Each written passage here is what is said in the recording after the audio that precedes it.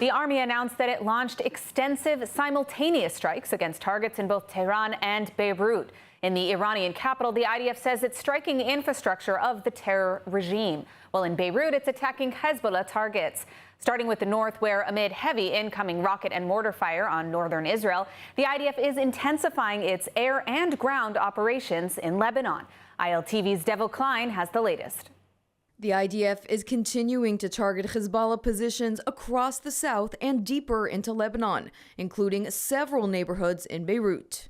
IDF ground forces are also maneuvering and advancing deeper into southern Lebanon. The army says it's hitting rocket launchers, command centers, and weapon sites as ground forces expand operations along the border.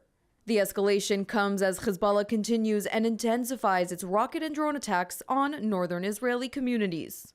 IDF Chief of Staff Eyal Zamir visited the Northern Command, approving plans for the next phase and saying strikes on Iran are impacting Hezbollah's capabilities in Lebanon.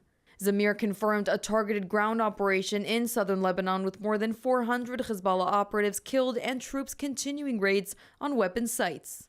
Israel says operations will continue until its northern communities are safe and secure. Defense Minister Israel Katz explained the operation. צה"ל החל בתמרון קרקעי בלבנון כדי להסיר איומים ולהגן על תושבי הגליל והצפון. מאות אלפי תושבי דרום לבנון השיעים שהתפנו ומתפנים מבתיהם בדרום לבנון לביירות לא יחזרו לבתיהם דרומית למרחב הליטני עד שלא יובטח שלומם של תושבי הצפון. Katz compared the ongoing operation in Lebanon to IDF maneuvers during the war in Gaza. ראש הממשלה בנימין נתניהו ואני הנחינו את צה"ל לפעול ולהרוס את תשתיות הטרור בכפרי המג"ס סמוכי הגבול בלבנון כדי למנוע איומים ואת חזרת החיזבאללה למקום בדיוק כפי שהדבר נעשה מול החמאס בעזה באזורי רפיח, בית חנון ושטחים נרחבים שסוכלו וכפי שנעשה כיום מול מנהרות הטרור בעזה. Two fronts, a multi-front war, and no sign the fighting is about to ease in either. Turning to Iran, where overnight an IDF strike killed besieged paramilitary force commander Gholamreza Soleimani, Defense Minister Israel Katz says top Iranian official and Secretary of the National Security Council Ali Larijani was also targeted and killed. Earlier waves of Air Force attacks destroyed both the Iranian Navy Command Center as well as the Center for the Development of Satellite Attack Capabilities.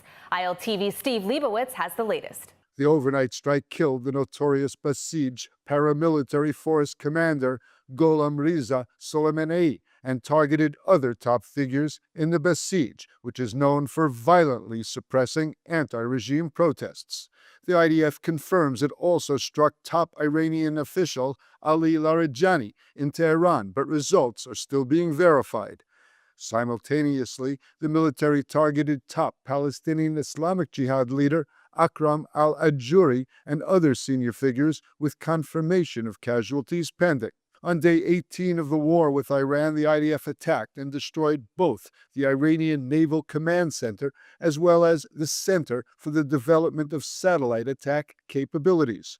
The Army spokesman detailed specific strikes in Iran, illustrating the airstrike that hit Iran's Navy headquarters.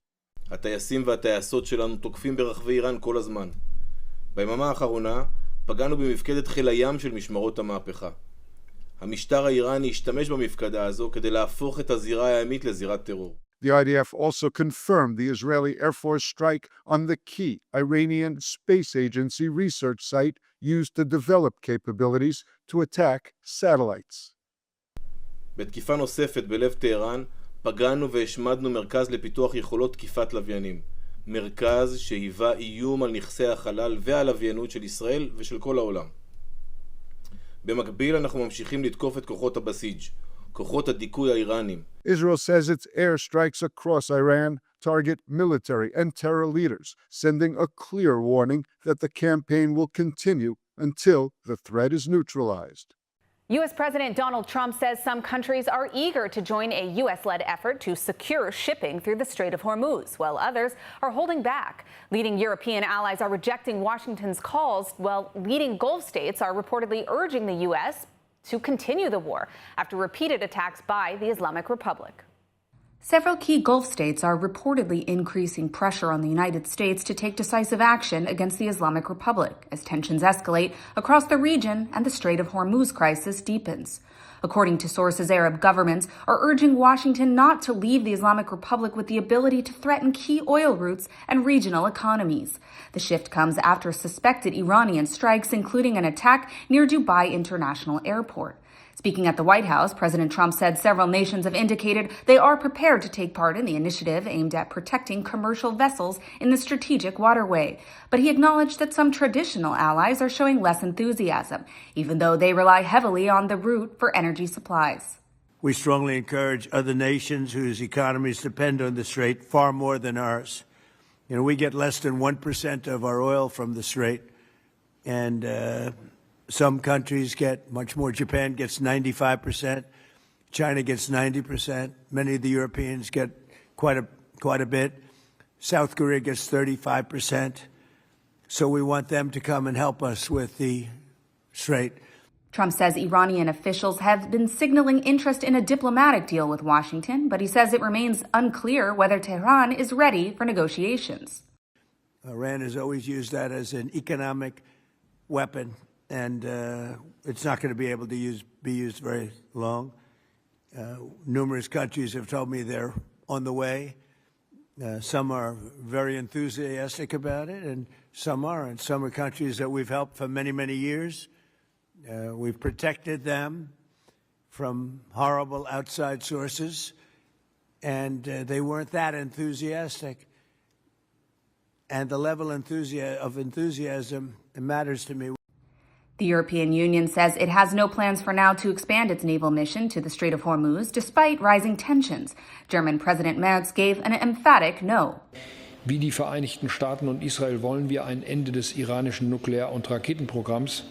Aber wir beteiligen uns nicht an diesem Krieg. Das haben wir vom ersten Tag an gesagt. Das bleibt dabei für die Bundesregierung. Das heißt aber auch, solange der Krieg andauert, werden wir uns daran nicht beteiligen, in der Straße von Hormuz mit militärischen Mitteln eine freie Schifffahrt zu gewährleisten. Several missile salvos from the Islamic Republic were launched at Israel today, one of them hitting a train station in Holon in central Israel. Our correspondent Alec Pollard is there now with more updates. Alec, what can you tell us?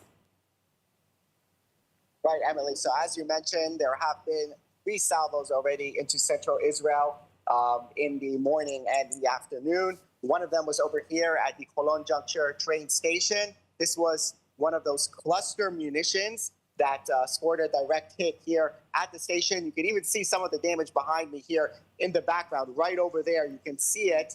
And that was the damage that was done, which is why this station has been shut down now. So it's not in operation. I also had the chance to go inside. They're not letting people inside, but since I arrived here, there has been another salvo, and they have a safe space in there. So I asked to go inside and saw what the condition is. Station is in relatively good condition. You can see some massive water leaks. So obviously they hit some of the piping over there, which is something that happened. So that's like some of the damage that we're seeing here from the station, and also some other light damage in other areas across central Israel. No serious injuries from this barrage in particular. And of course, there was also the strikes that happened yesterday, where there were 2 homes, one in Rishon LeZion, one in Shoam, again, both relatively in central Israel, that suffered some damage from these salvos. So the Iranian missiles are continuing to hit using those cluster munitions, which are aimed at civilians to cause as much damage to civilians, right? This is not the type of bomb you use to hit a military target, for example, to try to strike a building or to try to blow something up. It's intended to have that shrapnel effect to try to harm as many civilians as possible. Luckily, in this case, there were no casualties from the strike, but it did cause some damage, not too significant, but some damage to the station here, which is out of operation in the moment. All right, well, thank you for that update. We'll continue to keep you all updated on what's going on the ground, but our correspondent, Alec Pollard, thank you so much for the update. Thank you. One of the busiest fronts of the war against the Islamic Republic is the disinformation war that the entire world is a part of, whether you realize it or not. The Islamic Republic has been very active in spreading false narratives across media and social media, including a host of conspiracies, including that Israeli Prime Minister Netanyahu had died last week. Well, joining us now to discuss these trends is national security expert and former U.S. military Travis Hawley. Travis, thank you so much for joining us on the broadcast today. Pleasure to have you. What are the types of messages that we're seeing so far being artificially amplified or otherwise promoted on social media related to this war? Thanks for having me, Emily. Yes, so what people need to understand is that the information environment is actually the real front of the war in many ways. And what we're seeing is an attempt by the Islamic Republic of Iran and its proxies and its mercenaries in South Asia to try to demoralize the West and put political pressure by way of changing the perception of the war using social media disinformation. The type of content we're seeing is a lot of recycled content from the previous conflict or wars, you may say, between the Islamic Republic and Israel, such as footage from 2024 or footage from 2025, where the missile salvos were much greater than they are now in terms of volume. But also you mentioned this Bibi is dead, Bibi has been killed, being Prime Minister Benjamin Netanyahu has been killed. Rumor is being spread primarily by the Islamic Republic's semi-official propaganda wings such as Tasmin News, and then through useful idiots just to be direct throughout social media. Now, how do we know that the Islamic Republic is actually behind many of these campaigns? How would we know if other state actors are involved? So, interestingly enough, when it comes to information operations, this information warfare domain, it can be difficult to attribute which actors and locations are responsible or the origins, but we do have some tactics to at least give us a high degree of confidence. So here's one piece. One is to find the first reporting of such news. Now, that doesn't mean that that is a state actor, but we can look at Tasmin News from literally a week ago, about 7 days ago. This rumor was floated through their social media on X and through one of their articles. This is a propaganda arm of the IRGC. And then from there, you can see, especially when we map it with technology, we can see the nodes start to spread across social media. That is one way, is to look at the first reporting of a rumor is at least just one piece. Another piece is to find location data. So at least with X and Instagram, there is an ability now to look at the alleged location of an account. They can VPN or proxy. There is ways to obfuscate. This isn't a perfect science either. Some other tactics we can use is analyzing the language. Sometimes these accounts switch between different types of languages as they are running different campaigns, and that can also be a red flag. Another piece could be looking at the pattern of life of these accounts, looking at which time zones they are posting in. Or, for example, if they're posting mostly during Western hours, you could see that they're targeting Western audiences, and that doesn't necessarily mean they can't spoof that either. So I'll be honest, we have 10, 15, 20 different pieces of evidence that we can put together to try to assess which actor is behind it, but it's not always certain. But a question you should always ask yourself when it comes to information operation is, who is the beneficiary of these lies? Definitely a great question. I want to ask you, as a final question, what kind of impact has this narrative warfare had on this war as a whole, at least so far? Are people believing these rumors that are happening? Yeah, unfortunately, many people are. I would say countless millions, and we can measure that through social media analysis tools as well, looking at the volume of posts and the volume of comments and replies believing this. Part of it is some people just don't have the level of media literacy that we need to understand how to research and how to assess content's reliability or authenticity. I don't entirely blame those people, but there are also people who are demoralized and subverted, and frankly, they want to believe the lies, whether they consciously know that or not.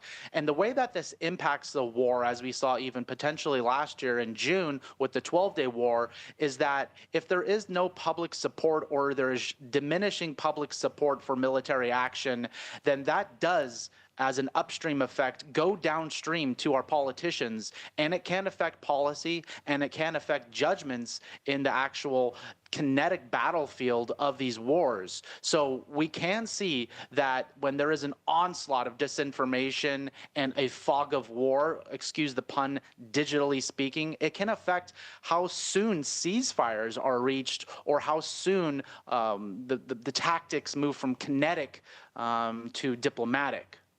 Great point. I think it also is applicable to the past 2 years or so since October 7th. We've seen such similar patterns in regards to Gaza. We saw with the Al-Ahli hospital, the bombing of that was hit by an Islamic Jihad rocket. Yet around the world, it was reported that it was, in fact, Israel. So the same things we're seeing in multiple wars. Definitely a tricky situation these days with the social media front. But unfortunately, we do have to end there. But I want to thank you, Travis, for joining us today and for all your insights on this important issue.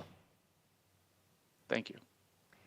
Well, as missiles rain down across Israel, reaching safety and managing daily life during war is far more difficult for people with disabilities.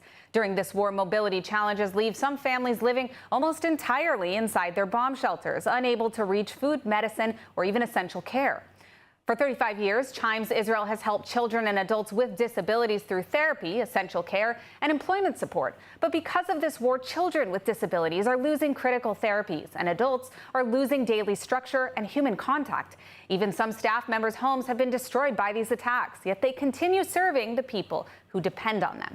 Chimes Israel needs your help during this war to deliver therapy, medicine, food, and essentials directly to families' homes. It also needs to build a protected shelter for vulnerable preschoolers. In times like these, we're called to stand with the most vulnerable among us. Please don't forget the children and adults with disabilities in Israel during this war. Your help can truly make a difference. Israeli officials are sharply criticizing European governments, accusing them of failing to support the campaign against the Islamic Republic and doing too little to confront the threat posed by the rogue regime as the war escalates. Let's take a look. A sharp war of words is now emerging between Israel and Europe as the conflict with the Islamic regime continues. Senior Israeli officials are publicly accusing European governments of weakness and hypocrisy in their response to the joint Israeli and American military campaign against the Islamic Republic. According to the officials, Europe has failed to take meaningful action to confront the threat from Tehran, despite years of warning about Iran's nuclear program, ballistic missile development, and regional aggression.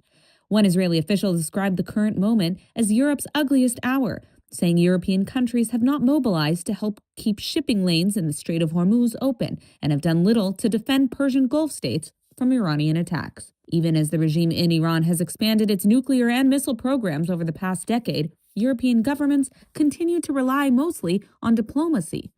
Criticism was directed particularly at Britain and France for their limited support to the United States and Israel during the current war, including Britain's refusal to allow American aircraft to launch strikes against the regime from the strategic Diego Garcia base in the Indian Ocean. Israeli officials also warned that Europe may soon face direct consequences from the conflict. European security services are increasingly concerned about Iranian sleeper cells that could be activated to carry out attacks across the continent. So far, Israeli officials say Germany has been one of the few European countries to take strong security measures, increasing protection around Israeli embassies and Jewish institutions. These comments reflect growing frustration in Jerusalem as the war against the regime expands, and as Israel and the United States continue to press allies to take a more decisive role in confronting the regime. For now, the divide between Israel and some of its European partners appears to be widening as the conflict in the region also continues to escalate. Turning to Gaza, where the IDF continues to hit Hamas targets amid ceasefire violations. The IDF says it has eliminated 7 Hamas terrorists in central Gaza, including 2 members of the Nukhba force who took part in the October 7th massacre. The military says the cell was identified while planning an attack on Israeli troops and was struck to remove the threat. According to the IDF, those killed include Rami Ibrahim Harb and Musab Ziad Dara, who infiltrated Israel during the October 7th attack and had been planning additional operations against IDF forces in Gaza. An additional operative was killed named Abud Mohammed Amtsi, linked to popular resistance committees. the terrorist group operating under Hamas's patronage in Gaza. Well, the IDF says the strike was part of ongoing operations to disrupt Hamas cells and prevent ongoing attacks against Israeli forces operating in the Gaza Strip. An Iranian ballistic missile fragment struck near Jerusalem's Old City, with shrapnel landing close to major holy sites. Speaking near the Church of the Holy Sepulchre, a foreign minister official said the impact occurred just meters from the site, with no casualties or significant damage reported. Israeli police say fragments were also found near the Al-Aqsa compound on the Temple Mount, a site holy to both Judaism and Islam. The Iranian regime is targeting holy sites in the Old City of Jerusalem. They are targeting Muslims, they are targeting Christians, and they are targeting Jews. And they mainly try to get as many civilian casualties as possible. And today we once again have the pleasure of hearing from Yael Eckstein, president of the International Fellowship of Christians and Jews, as she brings us the latest highlights and inspiring updates from the work of the fellowship.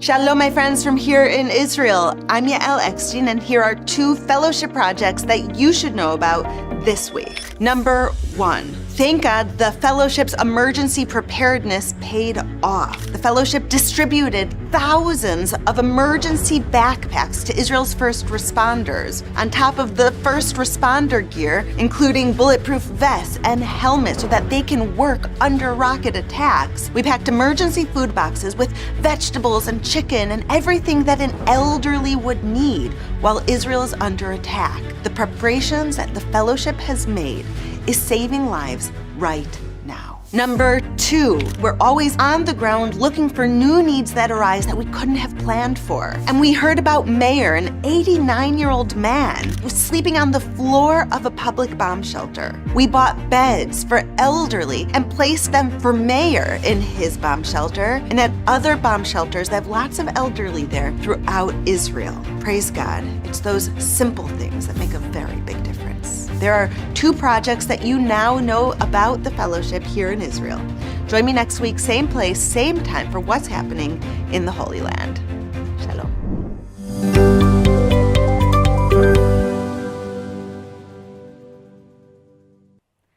Amid the war with the Islamic regime, Prime Minister Netanyahu had a special message to brave Iranian patriots as they mark the Festival of Lights. To the brave people of Iran, I wish you, as I do every year, a happy holiday season beginning with the Festival of Lights.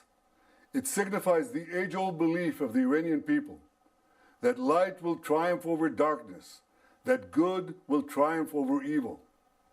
This year, this holiday has special meaning.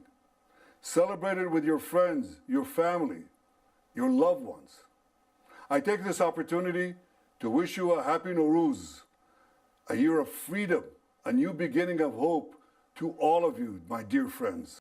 And now let's take a look at the weather forecast. Clear skies are expected around most of the country tonight, with temperatures reaching lows of 11 degrees Celsius or 53 degrees Fahrenheit. Then tomorrow we'll see rainy showers alongside steady temperatures, seeing highs of 24 degrees Celsius or 76 degrees Fahrenheit. And that's it for today's news. For the latest updates from Israel on all your devices, be sure to follow our ILTV channels and keep up with us on social media. That's ILTV_Israel on all platforms. Stay informed with the latest news straight from the heart of Israel. I'm Emily Schrader. Be well, and thank you for watching.